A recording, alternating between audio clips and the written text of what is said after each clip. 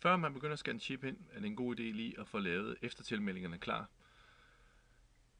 Man skal som udgangspunkt tænke på, hvor mange kunne finde på at komme op og møde op på dagen, og så lige plus nogle ekstra stykker.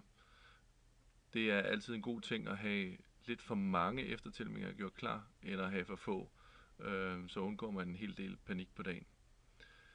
Når I skal lave eftertilmeldingerne, så skal I ind under deltagere, og så skal I bruge knappen, der hedder funktion. Her er den nederste funktion her, der hedder tilføj eftertilmeldte. Åbner en lille boks her. Jeg har allerede 2 online registrerede deltagere, som jeg kan se her. Jeg kan også nu kan jeg vælge en kategori til dem. Jeg kan vælge at give de eftertilmeldte en kategori på forhånd. Jeg kan også vælge at sige, at de skal ikke have nogen kategori. Det tilføjer jeg, når jeg skriver dem ind ved eftertilmeldingen. Det er nogle gange det smarteste. Her der vælger jeg, hvor mange eftertilmeldinger jeg vil lave. I det her tilfælde der vil jeg lave 4 eftertilmeldinger. Hernede kan jeg skrive navnet på eftertilmeldingerne. Skriver jeg ikke noget, så skriver jeg den late entry. Jeg kan også vælge at kalde dem ekstra. Sådan.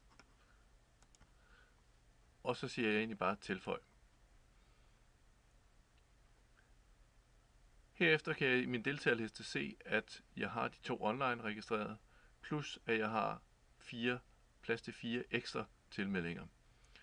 Grunden til, at jeg laver de her ekstra tilmeldinger nu, det er, at når jeg nu begynder at scanne chip ind, så laver jeg 6 chipscanninger i alt.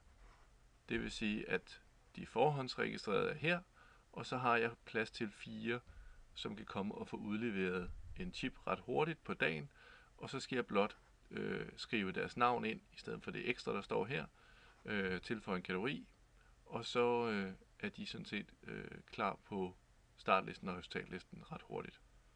Det er måden, man laver eftertilmelding på.